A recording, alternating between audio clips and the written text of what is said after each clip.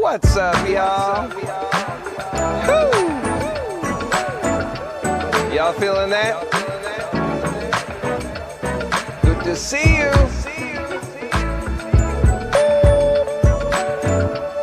Who's in the house tonight? Get it up. What? I thought it'd be kind of fun to just show you a little breakdown of everything that's happening in that song. There's this great recording engineer, mixing engineer, I should say, Dave Pensato, and he's got a really cool YouTube channel called Pensato's Place. And if you are a aspiring recording artist, producer, engineer, what have you, you want to learn the tricks, and you feel like you might have all the tricks that I'm doing, you know, because I'm just doing the thing that I do.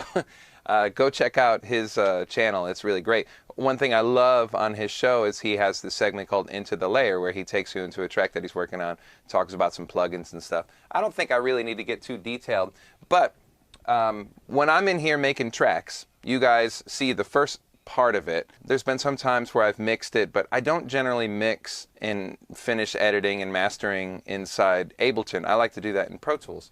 This is what it starts to look like. I like to organize things by color. For some reason, I always have my drums in hot pink, percussion in another pink/purple color. All my keyboards, non-synthesizers, but like Rhodes, organ, glockenspiel, stuff like that, I'd always do in yellow. Green is bass. I mean, you see what's going on here. Guitars, I usually do in orange, although there's no guitars on that. Vocals, I'm always rocking in this light blue, and if I have horns or strings and stuff, I like to stick with the blue colors. And as you can see from just glancing over this session, there's a lot of shit happening in here. And yeah, I just thought it'd be kind of fun to show you what's going on. So let me cue up where it gets real funky. Hey.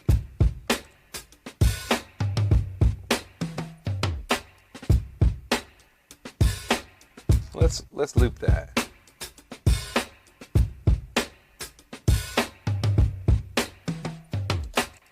Yeah, there we go. 4-bar loop. Okay, so you got the drums, and you know how I like to lay down percussion. So let's add the percussion. Some of those agogo bells. I know you guys are fans of the agogo when I get going on that. Get that kind of old school hip hop, breakbeat kind of vibe. All right, and then we've got piano on this. Getting that kind of gospel funk vibe. Hey, bass. That one's for you, Monster Parts. Synth bass. You guys know all the tools I use in here, so it's kind of fun to hear what it sounds like all finished. And as you can see, I don't run a lot of plugins because I'm all about getting the sounds on the way in, especially when it comes to with drums, percussion, and bass. You don't need a lot, you just need to capture it the right way. All right, so we got the piano, bass, drums, percussion, and I also played the Juno on this one. And I played the lead synth with that same synth that I like to play bass on. And that melody right there, that actually comes from the original H3 podcast theme song. They asked if there was any way I could incorporate that, some elements of that original one. And I liked that melody, and it worked over the new harmony that I laid underneath it. All right. And where it all started, folks, was with a sample. You hear that right there. Now, okay, actually, funny thing about this one, there was a few different iterations of this tune. And let me show you the older version that they passed on, where just like the last couple of months of this live stream where I make a sample and then I take that sample and I make a beat out of it, I approached this song the same way to help guide whatever the harmonic movement was going to be in the main groove of the song, right? But I didn't end up using that sample in the actual groove. I only used the H3 part. Now that H3 part was originally on the intro to the song, which is the sample. So check this out. But this is what it sounded like originally with the vocals on the sample. Wow, Ethan. Oh, Great moves. and that's Michelle Obama. And that's Ethan laughing. H3. That's what it originally sounded like. Yeah. H3.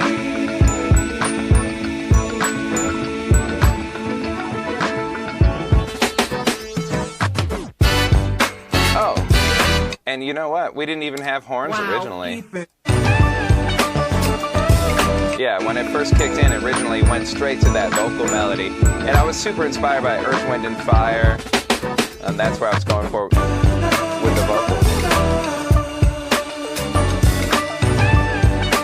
So that's what it originally sounded like. But they passed on that. They wanted it more instrumental, which is probably easier to talk over.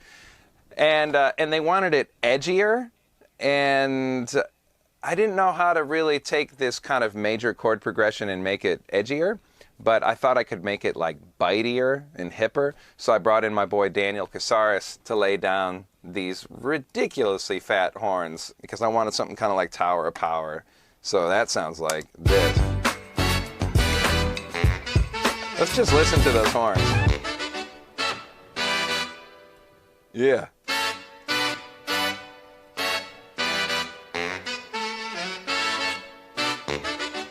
Let's add the drums and the percussion.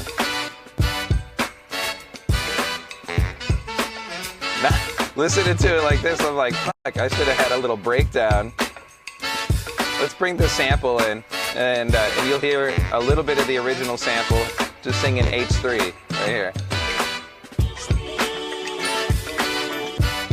Yeah, that's the tune.